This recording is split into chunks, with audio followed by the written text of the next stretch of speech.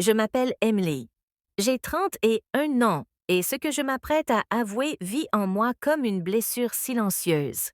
Vous est-il déjà arrivé de regarder votre propre vie sans la reconnaître? Tout a commencé le jour où j'ai compris que la vie que j'avais construite n'était pas celle que mon cœur désirait vraiment. Quand j'ai épousé Jason, mon amour d'université, je croyais que nous étions inébranlables.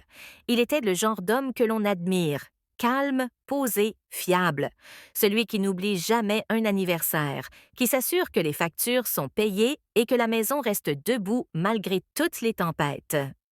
Pendant des années, je me suis dit que c'était ça, l'amour, la constance, la fiabilité, le confort. Mais quelque part en chemin, le confort est devenu silence. Nos rires se sont éteints, remplacés par des emplois du temps et des soirées polies. J'ai essayé de me convaincre que c'était normal, que le vrai mariage parlait moins de papillons et davantage d'endurance. Mais au fond de moi, il me manquait le battement, l'élan, la sensation que l'amour pouvait encore me couper le souffle. Puis il y a eu Noah. Il n'était pas un étranger, c'était le plus proche ami de Jason, quelqu'un qui faisait partie de nos vies depuis des années. Et pourtant, soudain, il était différent.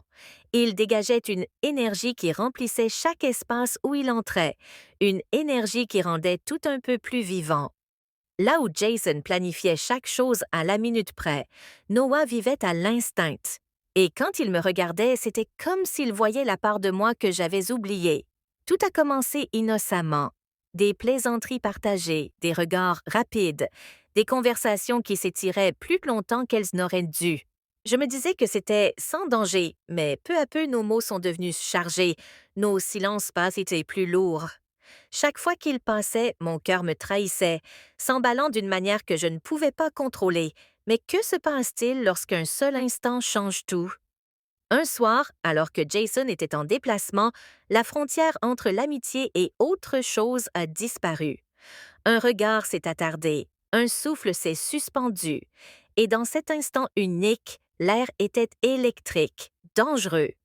J'aurais pu reculer, j'aurais dû, mais je ne l'ai pas fait. Quand cela s'est produit, ce n'était pas seulement du désir, c'était une libération. Des années de désir silencieux ont éclaté d'un seul coup. La culpabilité a été immédiate, vive. Mais en dessous, il y avait quelque chose que je ne pouvais pas nier, une part de moi qui s'éveillait après des années de sommeil. Après coup, je me suis regardée dans le miroir, cherchant la femme que j'étais avant cette nuit-là. Elle avait disparu. Celle qui me faisait face était à la fois terrifiée et vivante. Je me suis dit que c'était une erreur, que je pouvais l'enterrer sous le silence. Mais certains secrets refusent de rester silencieux.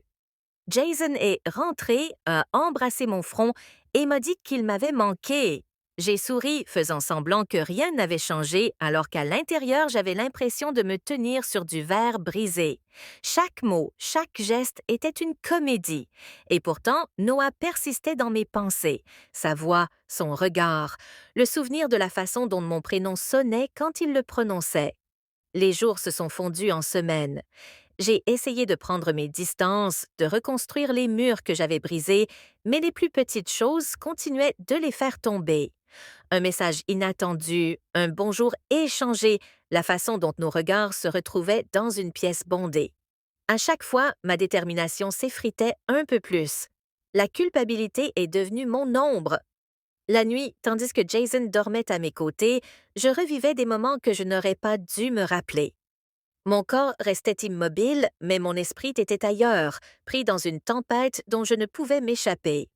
Puis Jason a proposé que nous partions un week-end. Juste nous deux, a-t-il dit doucement, les yeux pleins de bonté, sans se douter de rien. J'ai accepté, espérant que la distance apaiserait le chaos en moi. Ce voyage a été à la fois une grâce et une punition.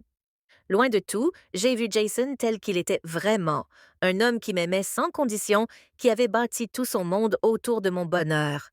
Je l'ai regardé rire près du feu, me prendre la main, et je me suis demandé comment j'avais pu perdre de vue un amour pareil.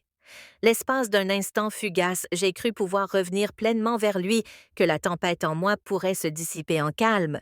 Mais quand nous sommes rentrés, Noah était là, Un seul regard et chaque fragile parcelle de contrôle que j'avais construite s'est effondrée. La vérité m'a frappé de plein fouet.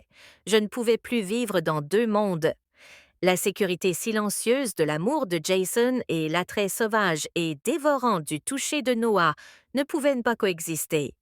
L'un détruirait l'autre et tous deux me détruisaient lentement. Aujourd'hui, chaque matin pèse plus lourd. Le sourire de Jason porte une confiance que je ne mérite plus. L'absence de Noah ressemble à une blessure qui refuse de guérir. Je traverse mes journées en faisant semblant que tout va bien, mais à l'intérieur, c'est le chaos. Une tension constante entre la culpabilité et le désir, la sécurité et l'élan. Je ne sais pas comment cette histoire se termine. Peut-être que la vérité éclatera et réduira tout en miettes. Peut-être que je la porterai en silence jusqu'à la fin de ma vie. Tout ce que je sais, c'est que ce que j'ai ressenti avec Noah était réel, brut et effrayant, mais réel. Et parfois, les choses qui nous ruinent sont les mêmes que celles qui nous rappellent que nous sommes encore en vie. Maintenant, des bougies, mon vin préféré, la chanson de notre mariage en fond sonore. Mais pendant qu'il parlait, je n'entendais qu'Adam. Sa voix, son rire, ces mots qui résonnaient dans ma tête. Tu mérites plus, Rachel. J'ai souri tout le long du dîner, faisant semblant d'être présente, alors que mon cœur était ailleurs. Plus tard, quand Michael s'est endormi à mes côtés, je suis restée à fixer le plafond. La culpabilité m'a traversée comme une tempête. C'est à ce moment-là que j'ai compris la vérité. J'avais dit oui à tout, sauf à la seule chose qui comptait vraiment, l'honnêteté. Le lendemain matin, je suis allée au travail et j'ai demandé à Adam de prendre un café à l'extérieur du bureau. Il avait l'air surpris, peut-être même nerveux. Assis l'un en face de l'autre, je lui ai dit que je ne pouvais plus vivre dans cette zone grise que nous avions créée. Tu as été gentil avec moi, ai-je dit. Tu m'as rappelé que je suis encore vivante, mais je dois retrouver ce sentiment sans toi. Il est resté silencieux un long moment, puis il a hoché la tête. Tu es plus forte que tu ne le crois, Rachel, a-t-il dit doucement, et c'est peut-être ça que tu devais découvrir depuis le début. Partir a été plus difficile que je ne l'imaginais. Le silence qui a suivi a été brutal, mais peu à peu, j'ai commencé à reconstruire. Pas seulement mon mariage, moi-même. J'ai recommencé à peindre. J'ai commencé à dire oui à de petites joies qui m'appartenaient, oui aux promenades matinales, oui au temps passé avec mes enfants, oui aux conversations avec Michael qui ne ressemblaient plus à des routines. Finalement, j'ai dit la vérité à Michael, pas au sujet d'Adam précisément, mais sur ce vide que je ressentais. Il ne l'a pas bien pris. Il y a eu des disputes, des larmes, de longues nuits de silence. Mais petit à petit, nous avons retrouvé notre chemin. Il a recommencé à être présent, vraiment présente, et moi, j'ai appris à lui pardonner et à me pardonner.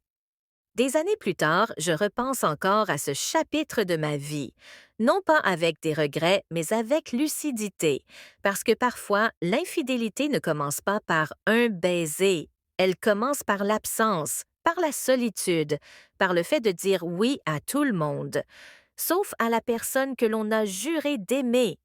J'ai dit oui à tout parce que j'avais peur de dire non au vide dans mon cœur. Mais j'ai compris une chose d'essentielle. Le véritable amour n'est pas d'être toujours heureux. C'est faire face à la vérité, même quand elle fait mal, et choisir de reconstruire plutôt que de fuir. Et aujourd'hui, quand je regarde en arrière, je réalise que le mot le plus puissant dans une relation n'est pas oui. Parce que dire non aux mauvaises choses, c'est la seule façon de dire enfin oui aux bonnes.